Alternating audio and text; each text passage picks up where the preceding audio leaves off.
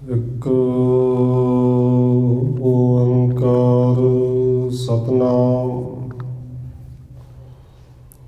ਕਰਤਾ ਪੁਰਖ ਨਿਰਭਉ ਨਿਰਵੈਰ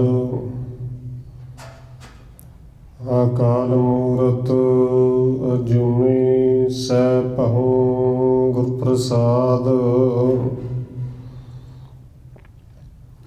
ਜਿਤਾ ਜੀਉ ਪਿੰਡ ਸਭ ਤੇਰਾ ਤੂੰ ਅੰਤਰਜਾਮੀ ਪੁਰਖ ਭਗਵਾਨ ਦਾਸਨ ਦਾਸ ਕਹਿ ਜਨ ਨਾਨਕ ਜਿਹਾ ਤੂੰ ਕਰਾਹੇ ਤਿਹਾ ਹਉ ਕਰੀ ਵਖਿਆਣ ਦਾਸਨ ਦਾਸ ਕਹਿ ਜਨ ਨਾਨਕ ਜਿਹਾ ਤੂੰ ਕਰਾਹੇ ਤਿਹਾ ਹਉ ਕਰੀ ਵਖਿਆਣ ਗੁਰ ਨਾਨਕ ਪਦ ਪੰਕਜ ਬੰਦਨ ਪਾਦ ਪੰਕਜ ਬੰਦਨ ਸਿਮਰਉ ਅੰਗਦ ਦੁਖ ਨਿਕੰਦਨ ਗੁਰ ਅਮਰਦਾਸ ਹਿਰਦੈ ਨਿਤ ਧਿਆਉ ਹਿਰਦੈ ਨਿਤ ਧਿਆਉ ਗੁਰ ਰਾਮਦਾਸ ਗੁਣ ਗਾਉ ਗੁਰ ਅਰਜਨ ਬਿਘਨ ਕੇ ਨਾਸਕ ਬਿਘਨ ਕੇ ਨਾਸਕ ਗੁਰ ਹਰਿਗੋਬਿੰਦ ਸ਼ੁਭ ਸੁਮਤ ਪ੍ਰਕਾਸ਼ਕ ਸ਼੍ਰੀ ਹਰਿ ਰਾਇ ਨਮੋ ਕਰ ਜੋਰੀ ਨਮੋ ਕਰ ਜੋਰੀ ਸ਼੍ਰੀ ਹਰਿ ਕ੍ਰਿਸ਼ਨ ਮਨਾਉ ਬਾਹੁਰੀ ਗੁਰੂ ਤੇਗ ਬਹਾਦਰ ਪਰਮ ਕਿਰਪਾਲਾ ਜੀ ਪਰਮ ਕਿਰਪਾਲਾ ਗੁਰ ਗੋਬਿੰਦ ਸਿੰਘ ਬਿਸਾਲਾ ਤਰੋਂ ਤਾਰਾ ਪਰ ਪੁਨ ਪੁਨ ਸੀਸਾ ਜੀ ਪੁਨ ਪੁਨ ਸੀਸਾ ਬੰਦੋ ਬਾਰ ਬਾਰ ਜਗਦੀਸ਼ਾ ਤਰੋਂ ਤਾਰਾ ਪਰ ਪੁਨ ਪੁਨ ਸੀਸਾ ਜੀ ਪੁਨ ਪੁਨ ਸੀਸਾ ਬੰਦੋ ਬਾਰ ਬਾਰ ਜਗਦੀਸ਼ਾ ਜਿਸ ਮੈਂ ਅੰਮ੍ਰਿਤ ਗਿਆਨ ਹੈ ਮਾਣਕ ਭਗਤ ਬੈਰਾਗ ਸ਼੍ਰੀ ਗੁਰੂ ਗ੍ਰੰਥ ਸਾਹਿਬ ਉਦਦ ਬੰਦੋ ਕਰ ਅਨੁਰਾਗ ਏਕ ਓੰਕਾਰ ਸਤਿਗੁਰੂ ਜਿਹ ਪ੍ਰਸਾਦ ਸਚ ਹੋਏ ਵਾਹਿਗੁਰੂ ਜੀ ਕੀ ਫਤਿਹ ਹੈ। बिघन विनाशन सोए। एकंकारा सतगुरु जे प्रसाद सच होए। वाहिगुरु जी की फतेह है बिघन विनाशन सोए। वाहिगुरु जी दोहरा इस प्रकार सुन पीर सब बंदे पद अरविंद। करत प्रशंसा अधिक मुख भर कै हृदय आनंद।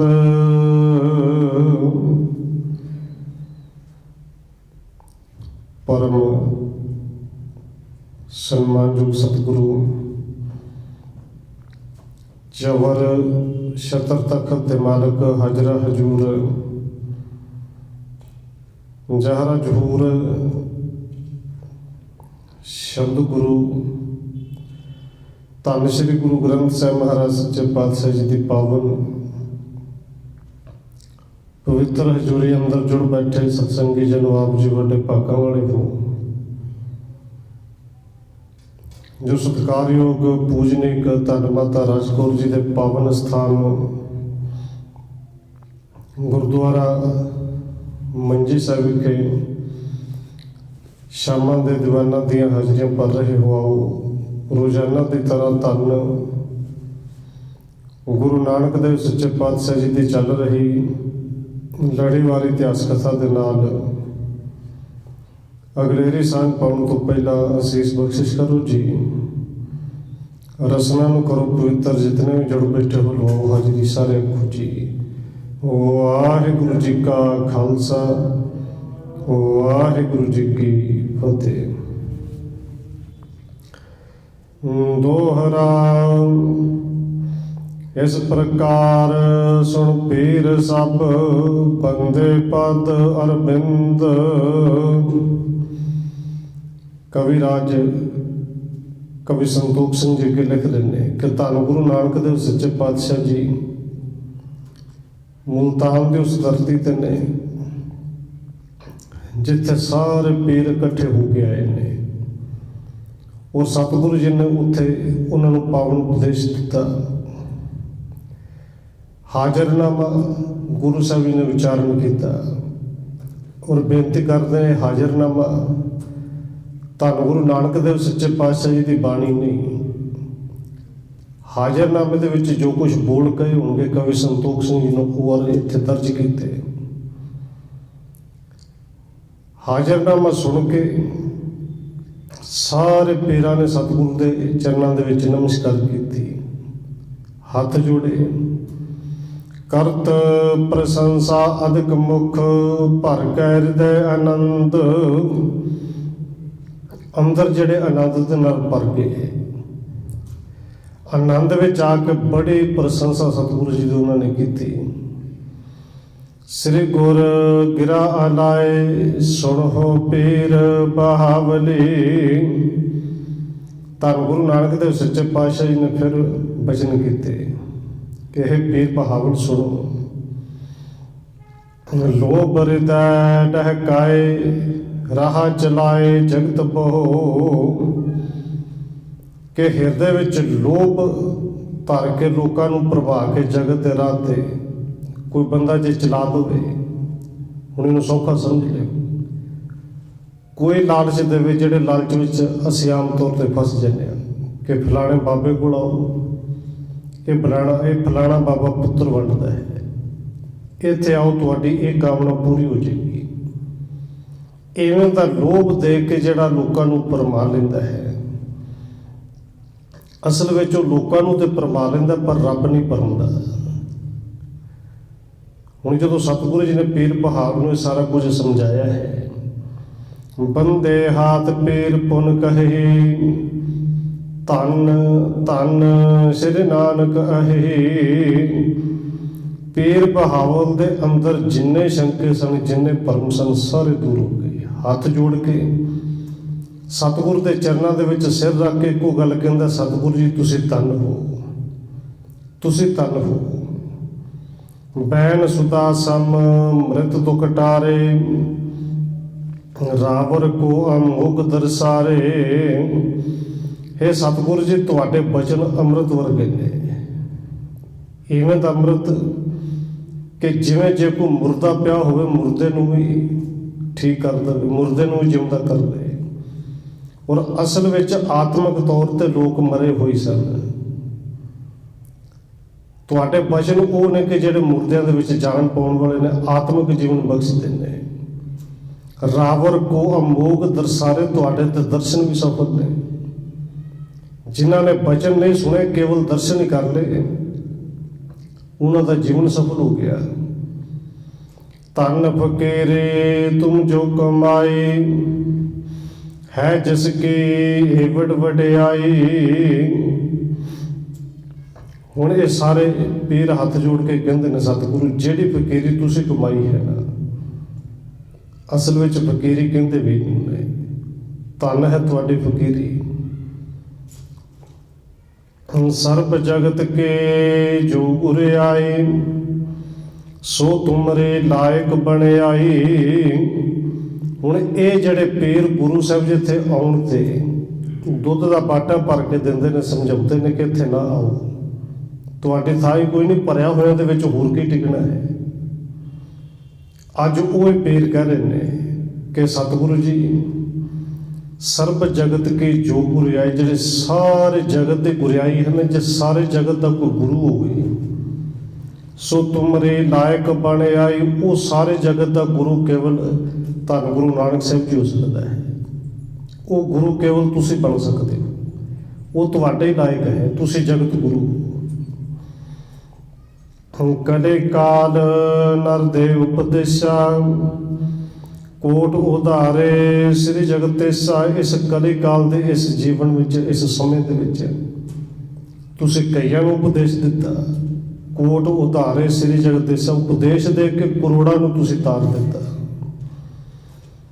ਇਹ ਫਕੀਰੀ ਆਪੋ ਨਾਮਾ, ਜੋ ਕੀਨੇ ਤੁਮ ਕਰਨਾ ਨ ਧਾਮਾ। ਹੁਣ ਇਹ ਪੀਰ ਕਹਿੰਦੇ ਨੇ, ਸਤਿਗੁਰੂ ਜੀ ਅਸਲ ਵਿੱਚ ਫਕੀਰੀ ਹੈ ਵੀ ਇਹ, ਫਕੀਰੀ ਨਾਮ ਹੈ ਹੀ ਇਹਦਾ ਕਿ ਜਿਹੜੀ ਫਕੀਰੀ ਤੁਸੀਂ ਕਮਾਈ ਹੈ, ਤੁਸੀਂ ਕਿਰਪਾ ਦੇ ਘਰ ਹੋ, ਕਿਰਪਾ ਦੇ ਖਜ਼ਾਨੇ ਹੋ। ਕਿਨੋ ਸ਼ੇਖ ਫਰੀਦ ਜੋ ਜ਼ੁਹਦ ਨਾਮ ਹੈ ਤਾਹੇ। ਹੁਣ ਜੋ ਸ਼ੇਖ ਫਰੀਦ ਜੀ ਨੇ ਤਪੱਸਿਆ ਕੀਤੀ, ਉਹ ਹੀ ਹੁਣ ਤੁਹਾਡਾ ਨਾਂ ਹੈ, ਸ਼ੇਖ ਫਰੀਦ। ਕਿਉਂਕਿ ਇਹਨਾਂ ਦੇ ਵਿੱਚ ਬੈਠੇ ਹੋਏ ਨੇ ਜਿਹੜੇ ਸ਼ੇਖ ਫਰੀਦ ਦੇ ਕੁਝ ਇਹ ਕਹਿ ਲਈਏ ਕਿ ਸ਼ਾਗਿਰਦ ਨੇ, ਤੇ ਕੁਝ ਉਹ ਨੇ ਜਿਹੜੇ ਬਾਬਾ ਸ਼ੇਖ ਫਰੀਦ ਦੇ ਗੁਰੂ ਦੇ ਵੀ ਗੁਰੂ ਬਣੇ ਨੇ। ਸ਼ਮਸ ਤਬਰੇਜ਼ ਬਾਬਾ ਸ਼ੇਖ ਫਰੀਦ ਜੀ ਦਾ ਗੁਰੂ ਦਾ ਵੀ ਗੁਰੂ ਹੈ। ਉਹ ਅੱਗੇ ਜਾ ਕੇ ਕਥਾ ਆਏਗੀ, ਥੋੜਾ ਜਿਹਾ ਉਸ ਵਾਲੇ ਜ਼ਿਕਰ ਕਰਦੇ ਆ। ਹੁਣ ਇਹ ਕਹਿੰਦੇ ਨੇ ਕਿ ਤੁਸੀਂ ਉਹ ਮਹਾਨ ਹੋ ਜਿਵੇਂ ਬਾਬਾ ਫਰੀਦ ਜੀ ਹੋਏ ਨੇ, ਤਪੱਸਿਆ ਉਹਨਾਂ ਨੇ ਵੀ ਕੀਤੀ। ਸਤ ਸੋਏ ਸੀਤਾ ਕੀਓ, ਜਤ ਲਛਮਣ ਕੋ ਪ੍ਰਾਹੇ। ਹੈ ਜੋ ਭਗਤ ਜੋ ਕਰੀ ਕਬੀਰਾ, ਸੋ ਹਟ ਸੋ ਭਾਤਰੂ ਸਰੀਰਾ। ਹੁਣ ਇਹ ਪੀਰ ਜਿਹੜੇ ਨੇ ਉਦਾਹਰਨਾਂ ਦੇ ਦੇ ਕੇ ਗੁਰੂ ਸਾਹਿਬ ਦੀ ਸਿਫਤ ਕਰਦੇ ਨੇ ਕਿ ਜਿਵੇਂ ਬਾਬਾ ਕਬੀਰ ਜੀ ਨੇ ਭਗਤ ਕੀਤੀ, ਜਿਵੇਂ ਸੀਤਾ ਜੀ ਨੇ ਆਪਣਾ ਸਤ ਕਮਾਇਆ, ਜਿਵੇਂ ਧਰੁਵ ਤੇ ਪ੍ਰਹਲਾਦ ਨੇ ਛੋਟੇ ਛੋਟੇ ਸਰੀਰਾਂ ਵਿੱਚ ਰਹਿ ਕੇ ਭਗਤੀ ਕੀਤੀ। ਤਿਆਗਣ ਸੋਏ ਸੋ ਪੱਥਰ ਕੀਨੋ, ਸੋ ਤਪ ਜਨਕ ਜਾਹੇ ਮਨ ਭੀਨੋ। ਜਿਵੇਂ ਪੱਥਰ ਜੋਗੀ ਨੇ, ਜਿਵੇਂ ਜਨਕ ਰਾਜੇ ਨੇ ਤਪ ਕੀਤਾ, ਵੱਡੇ ਵੱਡਿਆਂ ਦੇ ਨਾਂ ਲੈਂਦੇ ਨੇ। ਸੋ ਸੰਨਿਆਸ ਤਤ ਉਰ ਧਾਰਾ, ਅਸ ਕਹਿ ਬੰਦਤ ਬਾਰੰਬਾਰਾ। ਇਸ ਤਰ੍ਹਾਂ ਗੁਰੂ ਸਾਹਿਬ ਦੀ ਸਿਫਤ ਕਰ ਕਰਕੇ ਜਿਵੇਂ ਦੀ ਉਹਨਾਂ ਤੋਂ ਹੋਈ, ਜਿਵੇਂ ਦੇ ਨੂੰ ਉਹ ਜਾਣਦੇ ਸਨ, ਭਗਤ ਦੱਤ ਜੀ ਵਰਗੇ ਬਾਰ ਬਾਰ ਗੁਰੂ ਸਾਹਿਬ ਜੀ ਨੂੰ ਕੇਵਲ ਨਮਸਕਾਰ ਹੀ ਕਰ ਰਹੇ ਨੇ ਕਿ ਤੁਸੀਂ ਉਹਨਾਂ ਸਭ ਤੋਂ ਮਹਾਨ ਹੋ। ਇਹ ਕਹਿ ਦੇ ਕਿ ਤੁਸੀਂ ਸਭ ਤੋਂ ਵੱਡੇ ਹੋ। ਬਹੁ ਪ੍ਰਕਾਰ ਕੇ ਉਸਤਤ ਕਰ ਕੈ ਸੇਵਕ ਭਏ ਹਰਖ ਉਰ ਭਰ ਕੈ। ਇਸ ਤਰ੍ਹਾਂ ਗੁਰੂ ਸਾਹਿਬ ਦੀ ਬਹੁਤ ਤਰੀਕਿਆਂ ਦੇ ਨਾਲ ਉਸਤਤ ਕਰਕੇ ਇਹ ਜਿੰਨੇ ਪੀਰ ਸਨ ਜਿਹੜੇ ਕਹਿੰਦੇ ਸਨ ਕਿ ਤੂੰ ਚਲੇ ਜਾਓ, ਸਤਿਗੁਰ ਦੇ ਚਰਨਾਂ ਵਿੱਚ ਅੱਜ ਨਮਸਕਾਰ ਕਰਕੇ ਕਹਿੰਦੇ ਨੇ ਸਤਿਗੁਰੂ ਜੀ ਸਾਨੂੰ ਆਪਣੇ ਚੇਲੇ ਬਣਾ ਲਓ, ਸਾਨੂੰ ਆਪਣੇ ਸੇਵਕ ਬਣਾ ਲਓ, ਅੱਜ ਤੋਂ ਸਾਡੇ ਗੁਰੂ ਤੁਸੀਂ ਬਣੋ। ਇਹ ਸਾਰੇ ਗੁਰੂ ਸਾਹਿਬ ਦੀ ਸਿੱਖਿਆ ਲੈਣ ਵਾਸਤੇ ਗੁਰੂ ਸਾਹਿਬ ਦੇ ਚਰਨਾਂ ਵਿੱਚ ਨਮਸਕਾਰ ਕਰਦੇ ਨੇ। ਕਰੁਣਾ ਨਿਤ ਬੋਲੇ ਬਹੁਰ ਚੇਤੋ ਨਾਮ ਖੁਦਾਏ। ਔਰ ਗੁਰੂ ਸਾਹਿਬ ਜੀ ਨੇ ਇਹ ਨਹੀਂ ਕਿਹਾ ਕਿ ਖੁਦਾ ਨੂੰ ਛੱਡ ਦਿਓ, ਰਾਮ ਰਾਮ ਕਹੋ ਜਾਂ ਸਤਨਾਮ ਕਹੋ, क्योंकि सतगुरु जी ने उपदेश ये दिता है ना हम हिंदू ना मुसलमान, अल्लाह राम के पिंड प्राण। किरपा दे कर सतगुरु जी कहते हैं पीर जी उस खुदा नूं चेते करो, सचमुच चेते करो जिन्हें ये रहमत ताकत दित्तियां ने, उस दाते नूं चेते करो। बुजुर्ग के संगत करहो लहो सर्व सुख पाए। ਹੁਣ ਬਜ਼ੁਰਗ ਕਹਿੰਦੇ ਨੇ ਸੰਤ, ਬਜ਼ੁਰਗ ਕਹਿੰਦੇ ਨੇ ਬਜ਼ੁਰਗ, ਤੇ ਬਜ਼ੁਰਗ ਉਹ ਅਸਲ ਵਿੱਚ ਜਿਹੜਾ ਸਿਆਣਾ ਹੋਵੇ, ਕਿਉਂਕਿ ਅਸੀਂ ਬਜ਼ੁਰਗ ਕਹਿੰਦੇ ਹਾਂ ਸਰੀਰਾਂ ਕਰਕੇ। ਔਰ ਗੁਰੂ ਸਾਹਿਬ ਦੇ ਇਹ ਪਾਵਨ ਬਚਨ ਜਿਹੜੇ ਨੇ ਦੋਵਾਂ ਪਾਸੇ ਟਕਦੇ ਨੇ। ਅੱਜ ਨੌਜਵਾਨ ਪੀੜ੍ਹੀ ਹੈ ਉਹ ਭਾਵੇਂ ਬਜ਼ੁਰਗਾਂ ਦੀ ਉਨੀ ਕਦਰ ਨਹੀਂ ਕਰਦੀ ਕਿ ਅਸੀਂ ਪੜ੍ਹੇ ਲਿਖੇ, ਸਾਡੇ ਕੋਲ ਟੈਕਨੋਲੋਜੀ ਬਹੁਤ ਹੈ, ਸਿਆਣਪ ਬਹੁਤ ਹੈ,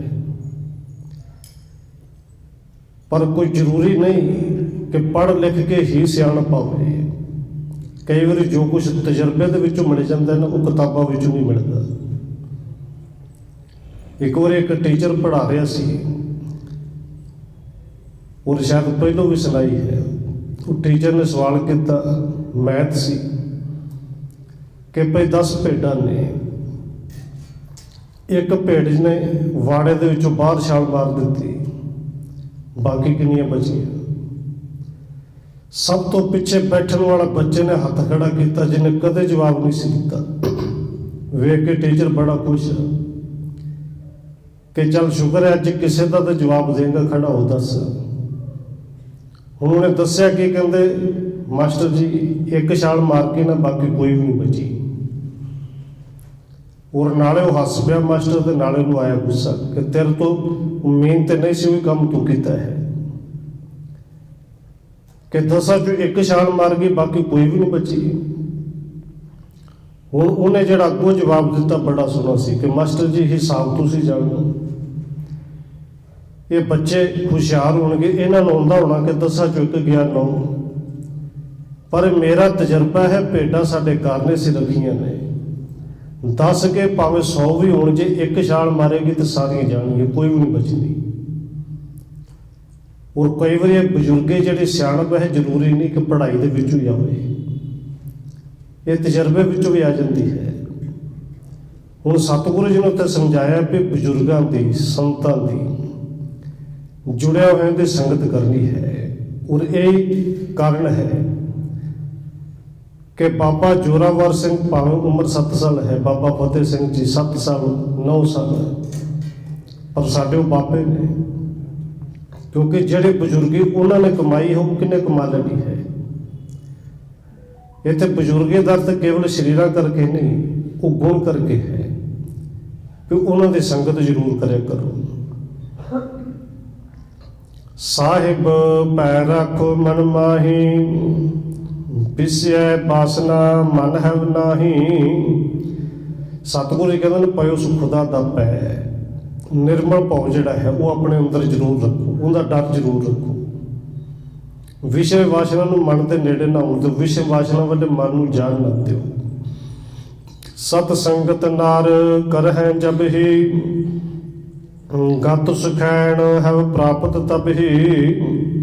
ਸਤਿਗੁਰੂ ਜੀ ਕਹਿੰਦੇ ਨੇ ਇਹ ਮਨ ਵਾਸਨਾ ਵੱਲ ਨਾ ਜਾਵੇ, ਮਨ ਨੂੰ ਇਹਨਾਂ ਤੋਂ ਮੁਕਤੀ ਮਿਲ ਜਾਏ, ਮਨ ਮੁਕਤ ਹੋ ਜਾਏ। ਇਹਦੇ ਲਈ ਸਭ ਤੋਂ ਸੌਖਾ ਤਰੀਕਾ ਹੈ ਸਤ ਸੰਗਤ।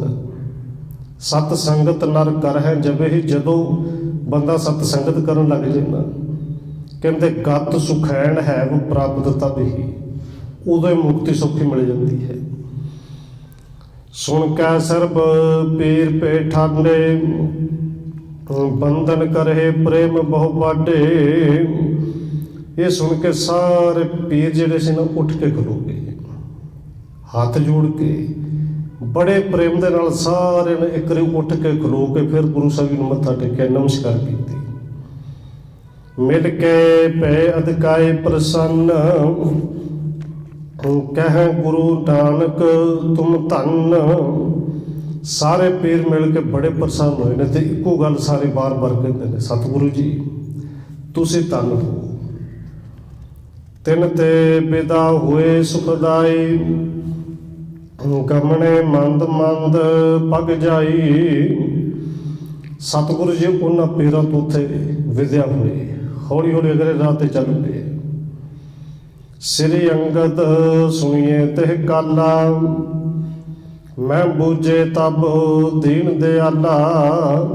ਤੇ ਭਾਈ ਪਾਲਾ ਜੀ ਕਹਿੰਦੇ ਨੇ, ਇਹ ਸਤਿਗੁਰੂ ਧੰਨ ਗੁਰੂ ਅੰਗਦ ਦੇਵ ਜੀ ਅੱਗੇ ਸੁਣੋ। ਜਦੋਂ ਪੀਰਾਂ ਤੋਂ ਵਿਦਿਆ ਲੈ ਕੇ ਅਸੀਂ ਅੱਗੇ ਨੂੰ ਚੱਲ ਪਏ ਤੇ ਭਾਈ ਪਾਲਾ ਜੀ ਕਹਿੰਦੇ ਨੇ, ਮੈਂ ਧੰਨ ਗੁਰੂ ਨਾਨਕ ਸਾਹਿਬ ਜੀ ਨੂੰ ਪੁੱਛਿਆ, ਇਨ ਕੈ ਬਿਖੈ ਪੀਰ ਕੋ ਨਿਕਾ, ਸੁਣ ਬੋਲੇ ਪੇਤੇ ਕੁਲ ਟਿਕਾ। ਕਿਉਂਕਿ ਪੀਰ ਉੱਥੇ ਬਹੁਤ ਸਨ ਤੇ ਭਾਈ ਬਾਲਾ ਜੀ ਕਹਿੰਦੇ ਨੇ, ਸਤਿਗੁਰੂ ਜੀ ਇਹ ਪੀਰ ਤੇ ਬੜੇ ਨੇ ਔਰ ਸਾਰੇ ਇੱਕ ਦੂਜੇ ਤੋਂ ਵੱਧ ਹੀ ਲੱਗਦੇ ਸਨ, ਪਰ ਕਿਰਪਾ ਕਰਕੇ ਦੱਸੋ ਕਿ ਇਹਨਾਂ ਤੋਂ ਸਾਰਿਆਂ ਤੋਂ ਚੰਗਾ ਕਿਹੜਾ ਹੈ, ਸਾਰੇ ਤੋਂ ਵੱਧ ਬੰਦਗੀ ਕੀਤੀ ਹੈ। ਇਹ ਕਹਿੰਦੇ ਕਿ ਸਾਰੇ ਤੋਂ ਵੱਧ ਰੱਬ ਦੇ ਨਾਲ, ਖੁਦਾ ਦੇ ਨਾਲ ਜੁੜਿਆ ਹੋਇਆ ਕਿਹੜਾ ਹੈ। ਇਹ ਸੁਣ ਕੇ ਸਤਿਗੁਰੂ ਧੰਨ ਗੁਰੂ ਨਾਨਕ ਸਾਹਿਬ ਨੇ ਫਿਰ ਬਚਨ ਕਹੇ, ਸ਼ਮਸ਼ ਤਬਰੇਜ ਨਾਮ ਹੈ ਜਿਹ ਕੋ, ਸਭ ਤੇ ਉੱਚੋ ਪਦ ਹੈ ਤਿਹ ਕੋ। ਸਤਿਗੁਰੂ ਜੀ ਕਹਿੰਦੇ ਨੇ, ਵੈਸੇ ਤਾਂ ਸਾਰੀ ਬੰਦਗੀ ਕਰਨ ਵਾਲੇ ਨੇ, ਸਾਰੇ ਚੰਗੇ ਨੇ, ਪਰ ਇਹਨਾਂ ਸਾਰਿਆਂ ਦੇ ਵਿੱਚੋਂ ਸ਼ਮਸ਼ ਤਬਰੇਜ ਹੈ ਜਿਹੜਾ, ਇਹ ਕਹਿ ਲਈਏ ਸਾਰਿਆਂ ਤੋਂ ਵੱਡਾ ਹੈ, ਬੰਦਗੀ ਕਰਕੇ ਸਿਮਰਨ ਕਰਕੇ ਸਾਰਿਆਂ ਤੋਂ ਉੱਚਾ ਹੈ। ਇਸ ਕੋ ਸੁਣੋ ਸਰਬ ਪ੍ਰਸੰਗਾ, ਜਿਸ ਪ੍ਰਕਾਰ ਪਾ ਮਤੋ ਉਤੰਗਾ। ਤੇ ਜਦੋਂ ਭਾਈ ਬਾਲਾ ਜੀ ਪੁੱਛਦੇ ਨੇ, ਸਤਿਗੁਰੂ ਜੀ ਕਿਵੇਂ?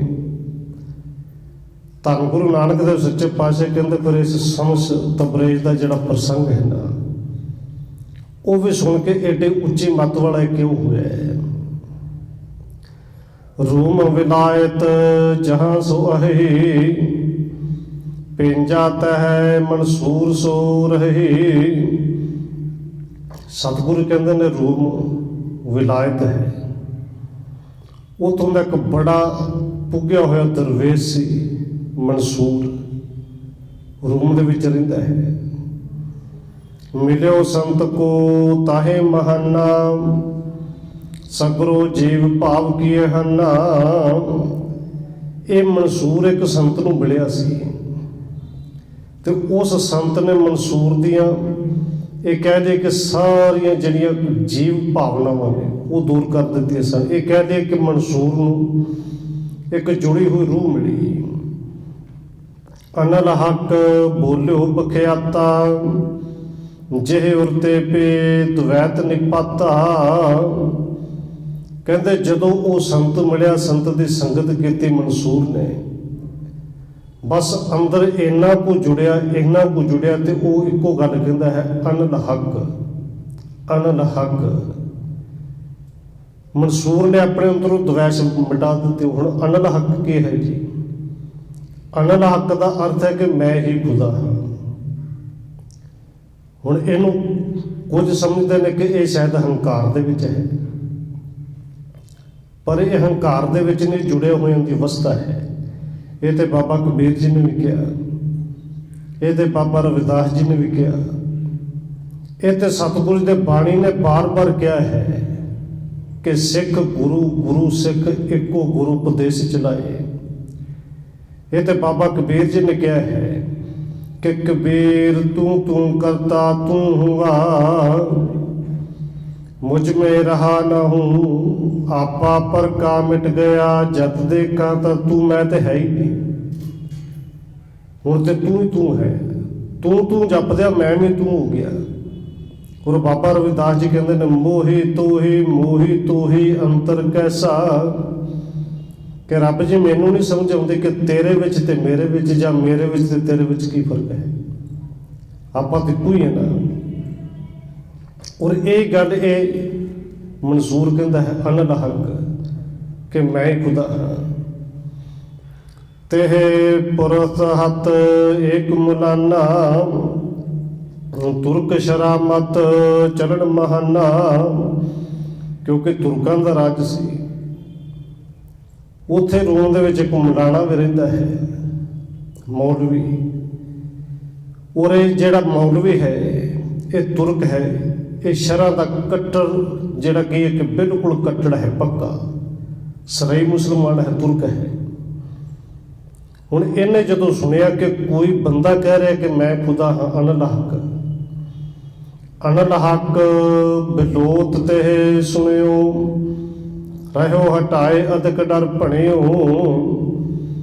ਇਸ ਰੂਮ ਮਲਾਣੇ ਨੇ, ਮੁੱਲਾ ਨੇ ਇਹਨੂੰ ਅਨਲ ਹੱਕ ਕਹਿਣ ਵਾਲੇ ਨੂੰ ਬੜਾ ਰੋਕਿਆ ਕਿ ਮਨਸੂਰ ਅਨਲ ਹੱਕ ਨਾ ਕਹੇ, ਇਹਨੂੰ ਡਰਾਵੇ ਵੀ ਦਿੱਤੇ। ਪਰ ਹੁਣ ਜਿਹੜਾ ਰੱਬ ਦਾ ਖੁਦਾ ਦਾ ਰੂਪ ਹੋ ਚੁੱਕਿਆ ਹੈ, ਜਿਹੜਾ ਅਨਲ ਹੱਕ ਬਣ ਚੁੱਕਿਆ ਹੈ, ਕਿ ਉਹਨੂੰ ਡਰਾਵਿਆਂ ਦੇ ਨਾਲ ਕਿਹੜਾ ਕੋਈ ਡਰਾ ਲੇਗਾ।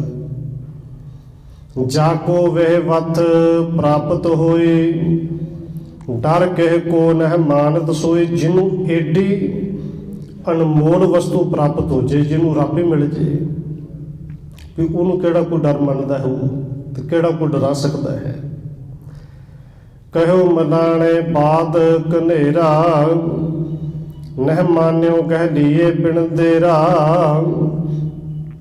ਉੱਥੇ ਮੁਲਾਣੇ ਨੇ ਬਾਰ-ਬਾਰ ਕਿਹਾ ਕਿ ਇਹਦੇ ਵਿੱਚ ਬੜਾ ਵਿਵਾਦ ਹੈ, ਇਹ ਜਿਹੜਾ ਤੂੰ ਬੋਲ ਕਹਿ ਰਿਹਾ ਅਨਲ ਹੱਕ, ਇਹ ਵਿਵਾਦਤ ਹੈ।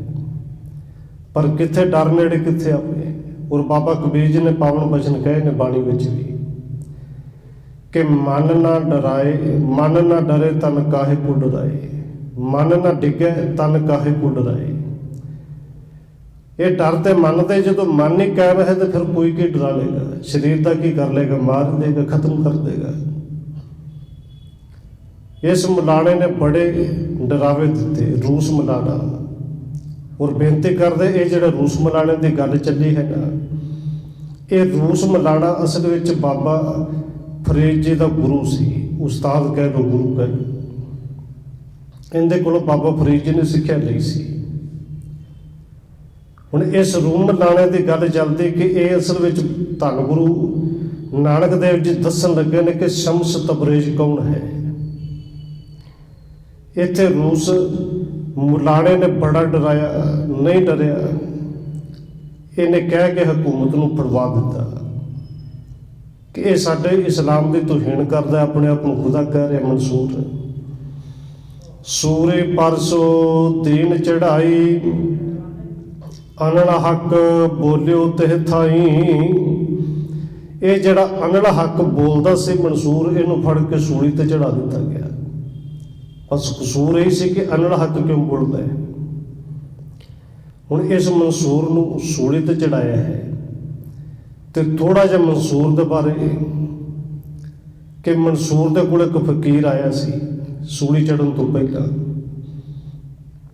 ਬੜਿਆ ਕੋਲ ਗਿਆ, ਉਸ ਫਕੀਰ ਨੇ ਬੜਿਆਂ ਨੂੰ ਪੁੱਛਿਆ, 3 ਗੱਲਾਂ ਪੁੱਛੀਆਂ ਕਿ ਭਾਈ ਦਾਨ ਕਰਨਾ ਹੋਵੇ ਤੇ ਦਾਨ ਦੀ ਹੱਦ ਕਿੱਥੋਂ ਤੱਕ ਹੈ। ਜੇ ਬੰਦੇ ਨੇ ਤਿਆਗ ਕਰਨਾ ਹੋਵੇ, ਕਹਿੰਦੇ ਨੇ ਫਲਾਣਾ ਬੜਾ ਤਿਆਗੀ, ਤੇ ਤਿਆਗ ਦੇ ਹੱਦ ਕਿੱਥੋਂ ਤੱਕ ਹੈ। ਤੇ ਜਿਹੜਾ ਰੱਬ ਦੇ ਨਾਲ ਪ੍ਰੇਮ ਕਰੀਦਾ, ਪ੍ਰੇਮ ਦੀ ਹੱਦ ਕਿੱਥੋਂ ਤੱਕ ਹੈ। ਬੜਿਆਂ ਕੋਲੋਂ ਪੁੱਛਿਆ, ਕਈਆਂ ਨੇ ਕਥਾ ਕਰ ਕਰਕੇ ਕਹਾਣੀਆਂ ਸੁਣਾ ਕੇ ਬੜਾ ਸੁਣਾਇਆ, ਪਰ ਤਸੱਲੀ ਨਹੀਂ ਹੋਈ। ਔਰ ਕਿਸੇ ਨੇ ਦੱਸਿਆ ਸੀ, ਫਕੀਰ ਬਾਬਾ ਜੇ ਤੂੰ ਪੁੱਛਣਾ ਚਾਹੁੰਦਾ ਨਾ, ਇਹ ਮਨਸੂਰ ਨੂੰ ਕੱਲ ਨੂੰ ਸੂਲੀ ਚੜਾ ਦੇਣਾ ਹੈ, ਤੇਰੇ 3 ਸਵਾਲਾਂ ਦਾ ਜਵਾਬ ਉਹੀ ਦੇ ਸਕਦਾ ਹੈ। ਬੜੇ ਮਨਸੂਰ ਕੋਲ ਰਾਤ ਆਇਆ ਸੀ, ਸਵੇਰੇ ਸੂਲੀ ਚੜ੍ਹਦਾ ਹੈ। ਇਹਨੇ ਆ ਕੇ ਉਸ ਕੈਦਖਾਨੇ ਦੇ ਵਿੱਚ ਸਵਾਲ ਪੁੱਛੇ ਕਿ ਦਾਨ ਦੀ ਹੱਦ ਕਿੱਥੋਂ ਤੱਕ ਹੈ। ਜਦੋਂ ਇਹ ਸਵਾਲ ਪੁੱਛਿਆ ਮਨਸੂਰ ਨੂੰ, 3 ਪੁੱਛੇ। ਔਰ ਮਨਸੂਰ ਕਹਿੰਦਾ ਕਿ ਦੇਖ ਬਾਬਾ, ਜੇ ਤੇ ਅੱਖਰ ਨਾਲ ਪੁੱਛਣਾ ਹੈ ਤੇ ਅੱਖਰ ਨਾਲ ਮੈਂ ਬੈਠਾ ਬੈਠਾ ਸਮਝਾ ਦਿੰਦਾ। ਤੇ ਜੇ ਸੱਚਮੁੱਚ ਪ੍ਰੈਕਟੀਕਲੀ ਸਿੱਖਣਾ ਚਾਹੁੰਦਾ ਹੈ, ਇਹਦੇ ਜਵਾਬ ਲੈਣਾ ਚਾਹੁੰਦਾ ਹੈ, ਤੇ ਫਿਰ ਮੈਂ ਪ੍ਰੈਕਟੀਕਲ ਤਰੀਕੇ ਨਾਲ ਦਿੰਦਾ। ਹੁਣ ਉਹਨੂੰ ਸਮਝ ਲੱਗ ਗਈ ਕਿ ਇਹਦੇ ਕੋਲ ਜਵਾਬ ਨੇ। ਉਹ ਕਹਿੰਦਾ ਅੱਖਰਾਂ ਨਾਲ ਬੜਿਆਂ ਨੇ ਸਮਝਾਇਆ, ਫਿਰ ਕਿਰਪਾ ਕਰੋ ਪ੍ਰੈਕਟੀਕਲੀ ਵਿਖਾ ਦਿਓ। ਉੱਥੇ ਮਨਸੂਰ ਨੇ ਕਿਹਾ ਸੀ, ਅੰਦਰ ਗਿਆ, ਅੱਧੀ ਰੋਟੀ ਸੀ ਉਹ ਲੈ ਕੇ ਆਇਆ ਕਿ ਜਿਹੜਾ ਮੇਰੇ ਕੋਲ ਸਵਾਲ ਪੁੱਛਦਾ ਮੇਰਾ ਫਰਜ਼ ਹੈ ਸਭ ਤੋਂ ਪਹਿਲਾਂ ਉਹਨੂੰ ਮੈਂ ਕੁਝ ਖਾਣ ਨਹੀਂ ਦੇਣਾ, ਫਿਰ ਜਵਾਬ ਦੇਣਾ। ਇਹ ਰੋਟੀ ਖਾ, ਰੋਟੀ ਉਹਨੇ ਖਾ ਲਈ, ਸੁੱਕੀ ਰੋਟੀ ਸੀ।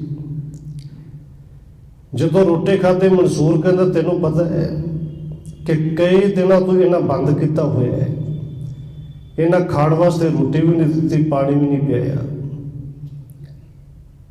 ਕਈ ਦਿਨ ਦਾ ਭੁੱਖਾ ਹਾਂ। ਪਰ ਅੱਜ ਇੱਕ ਆਇਆ ਸੀ ਕਿ ਜਿਹਨੇ ਆਪਣੀ ਰੋਟੀ ਦੇ ਵਿੱਚੋਂ ਅੱਧੀ ਰੋਟੀ ਦੇ ਦਿੱਤੀ ਕਿ ਕੱਲ ਤਾਂ ਸੂਲੀ ਚੜ੍ਹ ਜਾਣਾ ਹੈ। ਘੱਟੋ ਘੱਟ ਜਿਹੜੇ 4 ਸਵਾਸ ਬਚੇ ਨੇ, ਕੁਝ ਨਾ ਕੁਝ ਤੇ ਆਸਰਾ ਮਿਲੇ। ਤੇ ਮਨਸੂਰ ਕਹਿੰਦਾ ਮੈਂ ਉਹ ਰੋਟੀ ਖਾਧੀ ਨਹੀਂ ਇਸ ਕਰਕੇ ਕਿ ਕੱਲ ਤਾਂ ਸੂਲੀ ਚੜ੍ਹ ਹੀ ਜਾਣਾ ਹੈ, ਫਿਰ ਕਹਿੰਨੂੰ ਇਹ ਅੱਧੀ ਰੋਟੀ ਵੀ ਕਹਿੰਨੂੰ ਖਰਾਬ ਕਰਨੀ। ਇਹ ਪਹਿਲੀ ਗੱਲ ਦਾ ਜਵਾਬ ਸੀ ਕਿ ਇਹ ਦਾਨ ਦਾ ਹੱਦ ਇੱਥੋਂ ਤੱਕ ਹੈ ਕਿ ਭਾਵੇਂ ਬਿਲਕੁਲ ਆਪ ਭੁੱਖਾ ਹੋਵੇ, ਕੋਈ ਆ ਜਾਵੇ, ਆਪਣੀ ਵੀ ਦੇ ਚੁੱਕ ਕੇ ਉਹਨੂੰ ਅੱਗੇ ਭਾਵੇਂ ਮਿਲੇ ਨਾ ਮਿਲੇ। ਦੂਜੀ ਗੱਲ ਸੀ ਤਿਆਗ, ਤੇ ਤਿਆਗ ਦੇ ਹੱਦ ਕਿੱਥੋਂ ਤੱਕ ਹੈ। ਹੁਣ ਮਨਸੂਰ ਨੇ ਕਿਹਾ ਬਾਬਾ ਅੱਖਾਂ ਬੰਦ ਕਰ। ਅੱਖਾਂ ਬੰਦ ਕੀਤੀਆਂ, ਇਹ ਮਨਸੂਰ ਜਿਹੜਾ ਸੀ ਲੰਮੇ ਪੈ ਗਿਆ, ਸਰੀਰ ਦੇ ਵਿੱਚੋਂ ਸਵਾਸ ਜਿਹੜੀ ਸੀ ਰੋਕ ਲਏ। ਇਹ ਫਕੀਰ ਨੇ ਜਦੋਂ ਕੁਝ ਸਮੇਂ ਬਾਅਦ ਅੱਖਾਂ ਖੁੱਲੀਆਂ, ਵੇਖਿਆ ਤੇ ਮਰ ਗਿਆ ਹੈ। ਫਕੀਰ ਇੱਕ ਵਾਰੀ ਡਰ ਗਿਆ, ਭੱਜਣ ਲੱਗਿਆ ਕਿ ਇਹਨੂੰ ਕੱਲ ਸੂਲੀ ਚੜਾਉਣਾ ਸੀ। ਜੇ ਪਤਾ ਲੱਗ ਗਿਆ ਕਿ ਮੈਂ ਇੱਥੇ ਆਇਆ ਸੀ, ਕਿਤੇ ਨਾ ਹੋਵੇ ਕਹਿੰਦੇ ਥਾਂ ਤੇ ਫੜ ਕੇ ਮੈਨੂੰ ਸੂਲੀ ਚੜਾ ਦੇਣ, ਤੂੰ ਮਾਰਿਆ ਹੈ। ਜਦੋਂ ਭੱਜਣ ਲੱਗਾ, ਮਨਸੂਰ ਨੇ ਆਵਾਜ਼ ਮਾਰੀ, ਕਹਿੰਦੇ ਬਾਬਾ ਤੇਰੇ ਦੂਸਰੇ ਸਵਾਲ ਦਾ ਜਵਾਬ ਹੈ ਕਿ ਤਿਆਗ ਇੱਥੋਂ ਤੱਕ ਜਦੋਂ ਚਾਹੇ ਸਰੀਰ ਵੀ ਛੱਡ ਦੇਵੇ, ਪਰਵਾਹ ਨਾ ਕਰੇ। ਫਿਰ ਹੁਣ ਕਹਿੰਦੇ ਤੀਸਰਾ ਜਵਾਬ ਉਹ ਵੀ ਦੇ ਦਿਓ ਕਿ ਪਿਆਰ ਦੀ ਹੱਦ ਕਿੱਥੋਂ ਤੱਕ ਹੈ। ਮਨਸੂਰ ਨੇ ਕਿਹਾ ਸੀ ਕਿ ਜੇ ਇਹ ਹੱਦ ਪੁੱਛਣੀ ਹੈ ਤੇ ਫਿਰ ਕੱਲ ਆਈ, ਕੱਲ ਸੂਲੀ ਚੜਾਉਣਾ ਹੈ। ਹੁਣ ਪਿਆਰ ਦੀ ਹੱਦ ਕਿਹੜੀ ਹੈ?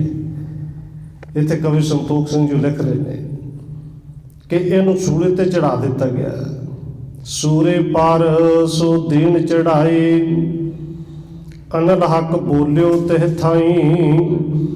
ਇਹਨੇ ਸੂਲੀ ਤੇ ਚੜ੍ਹਨ ਲੱਗਿਆ ਵੀ ਸੂਲੀ ਤੇ ਚੜ੍ਹ ਕੇ ਵੀ ਫਿਰ ਬੋਲਿਆ ਅਨਲ ਹੱਕ। ਸਰਬ ਸਰੀਰ ਭੇਦ ਕੇ ਸੂਰੇ, ਤਪਤ ਨਾ ਡੁੱਲਿਓ ਟਿਕੇ ਬ੍ਰਿਤ ਰੂਰੇ। ਸਰੀਰ ਜਿਹੜਾ ਸੂਲੀ ਦੇ ਉੱਤੇ ਟੰਗਿਆ ਗਿਆ, ਪਰ ਡੁੱਲਣਾ ਕਿੱਥੇ ਸੀ, ਕਿਉਂਕਿ ਸੁਰਤ ਜਿਹੜੀ ਸੀ ਜੁੜੀ ਹੋਈ ਸੀ। ਸੂਲੀ ਦੇ ਉੱਤੇ ਚੜਿਆ ਹੋਇਆ ਵੀ ਬੋਲਦਾ ਹੈ ਅਨਲ ਹੱਕ।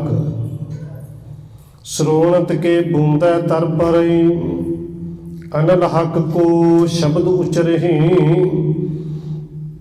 ਕਹਿੰਦੇ ਇਹਦੇ ਸੂਲੀ ਤੇ ਚੜਾ ਕੇ ਮੌਤ ਹੋ ਗਈ, ਔਰ ਉਸ ਤੋਂ ਬਾਅਦ ਸਰੀਰ ਦੇ ਵੀ ਬੇਅਦਬੀ ਕੀਤੀ ਗਈ, ਟੁਕੜੇ ਕੀਤੇ ਗਏ।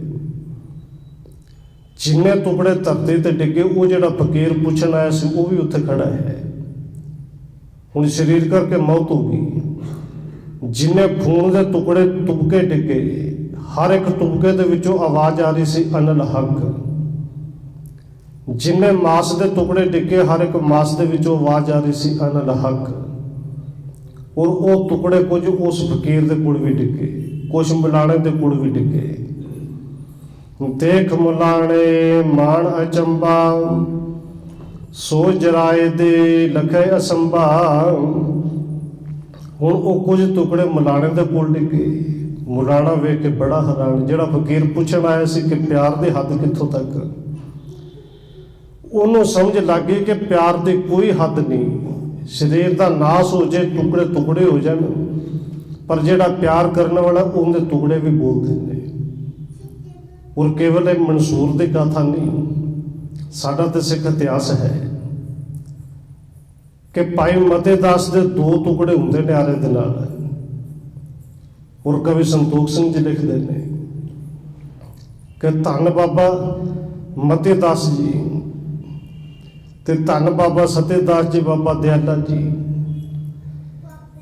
ਉਹ ਸ਼ਹੀਦ ਹੁੰਦੇ ਨੇ, ਭਾਵੇਂ ਦੋ ਟੁਕੜੇ ਹੋ ਜਾਣ, ਭਾਵੇਂ ਜਿਉਂਦਿਆਂ ਨੂੰ ਰੂਹ ਦੇ ਵਿੱਚ ਸਾੜ ਦੇਣ, ਭਾਵੇਂ ਦੇਗ ਦੇ ਵਿੱਚ ਬਿਠਾ ਦੇਣ, ਤੇ ਦੋ ਟੁਕੜਿਆਂ ਦੇ ਵਿੱਚੋਂ ਵੀ ਆਵਾਜ਼ ਨਿਕਲਦੀ ਪਈ ਸੀ, ਜਿਨੇ ਨਾਮ ਤੇ ਆਇਆ ਗਏ ਮੁਸ਼ੱਕਤ ਕਾਲ। ਇੱਥੇ ਮਨਸੂਰ ਦੇ ਹਰ ਇੱਕ ਟੁਕੜੇ 'ਚੋਂ ਆਵਾਜ਼ ਨਿਕਲਦੀ ਹੈ, ਅਨਲ ਹੱਕ। ਪਿਆਰ ਦੀ ਕੋਈ ਹੱਦ ਨਹੀਂ, ਸਰੀਰ ਖਤਮ ਹੋ ਜਾਏ ਪਿਆਰ ਫਿਰ ਵੀ ਖਤਮ ਨਹੀਂ ਹੁੰਦਾ। ਜਿੱਤੇ ਭਸਮ ਹੋਏ ਤਨ ਕੇਰੇ, ਅਨਲ ਹੱਕ ਪੁਨ ਪੁਨ ਸੋ ਟੇਰੇ। ਹੁਣ ਕਹਿੰਦੇ ਨੇ ਦੇਖ ਮਲਾਣੇ ਮਾਣ ਅਚੰਬਾ, ਸੋਚ ਜਰਾਏ ਦੇ ਲਖੇ ਅਸੰਭਾ। ਕਹਿੰਦੇ ਉਸ ਮੁਲਾਣੇ ਨੇ ਜਦੋਂ ਸਾਰਾ ਕੁਝ ਦੇਖਿਆ, ਜਿਹੜੇ ਟੁਕੜੇ ਸਨ ਸਾਰੇ ਇਕੱਠੇ ਕੀਤੇ, ਸਰੀਰ ਨੂੰ ਇਕੱਠਾ ਕੀਤਾ, ਕਹਿੰਦੇ ਇਹਨੂੰ ਅੱਗ ਲਾ ਕੇ ਸਾੜ ਦਿਓ।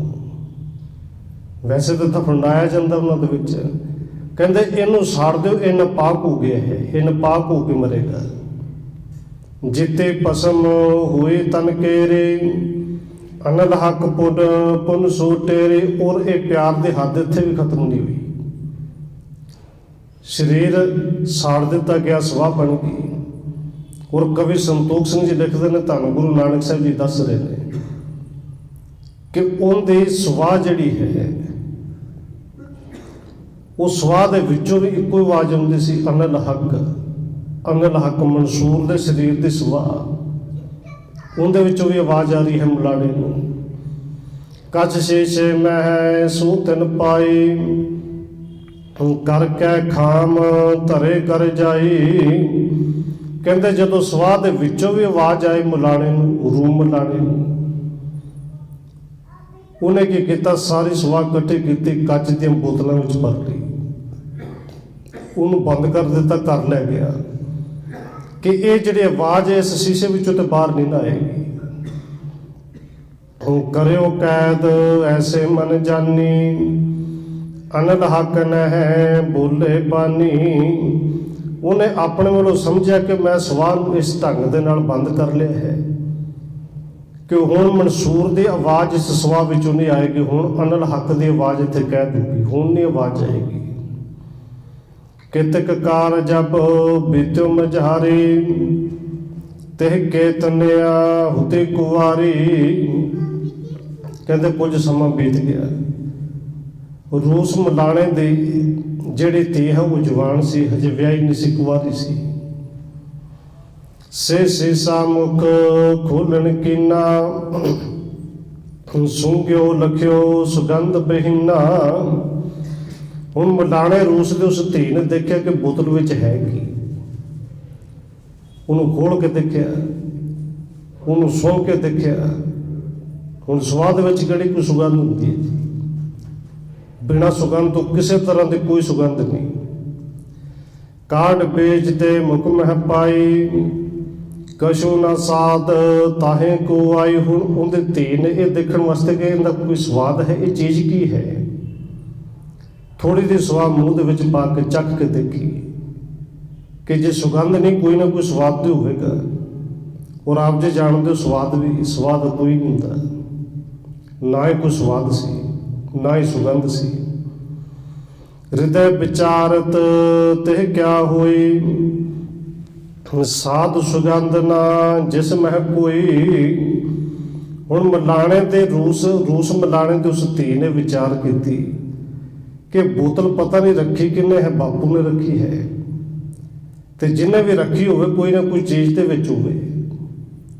ਇਹ ਤਾਂ ਸਵਾਦ ਜੀ, ਇਹਦਾ ਸਵਾਦ ਵੀ ਕੋਈ ਨਹੀਂ, ਇਹਦੇ ਵਿੱਚ ਸੁਗੰਧ ਵੀ ਕੋਈ ਨਹੀਂ। ਤੇ ਜਿੰਦਾ ਨਾ ਕੋਈ ਸਵਾਦ ਹੋਏ ਨਾ ਸੁਗੰਧ ਹੋਏ, ਕੰਮ ਕਿਹੜੇ ਦੀ। ਪਿਤ ਨੇ ਆਣ ਧਰੇ ਕਰ ਮਾਹੀ, ਕਿਸੂ ਕਾਜ ਕੇ ਦਿਸਤ ਨਾਹੀ। ਹੁਣ ਮਲਾਣੇ ਰੂਸ ਮਲਾਣੇ ਤੋਂ ਧੀ ਨੇ ਸੋਚਿਆ ਕਿ ਬਾਪੂ ਨੇ ਐਵੇਂ ਖਾਮ ਖਾਈ ਰੱਖ ਦਿੱਤੀ ਲਿਆ ਕੇ, ਕਿਸੇ ਕੰਮ ਦੀ ਨਹੀਂ ਤੇ। ਤਬ ਤੇ ਹਮਲ ਰਹਿਓ ਤੇ ਸਤਾਈ, ਕੇਤਕ ਦਿਨ ਪੇ ਚਿਹਨ ਲਖਾਈ। ਕਹਿੰਦੇ ਹੁਣ ਸਮਾਂ ਪਿਆ, ਮੁਲਾਣੇ ਰੂਸ ਦੀ वो जिहड़ी धी है वो गर्भवती हुई। समा लंघदा गया, समा बीत्या। मादर पिदर पिकत बिसमाने, दुखतर को कर्म पहचाने, क्योंकि धी कुवारी सी। जदों समा लंघिया माता पिता ने कुछ चिहन वेखे, वो हैरान भी बड़े हुए कि साडे धी इवें दे ने से पर ने कोई दुष्कर्म किया है, कुकर्म किया है। हुण ये मलाने रूस ने कि जो कुछ करना है, तो गुरु साहब ने को दसना कि ये शम्स तबरेज जिहड़ा है ये सब तो उच्चा क्यों है। ये ध्यान रखना, कल विचारांगे कि मलाना रूस अपनी धी नाल की करता है, तो गुरु साहब जी शम्स तबरेज वास्ते अगे की दसदे ने कि कौन सी हुई भुलन दी खिमा। आओ एक दो मिनट होर रसना दे नाल हाजिर लवाइए, फिर समाप्ति है जी। वाहेगुरु वाहेगुरु वाहेगुरु वाहेगुरु।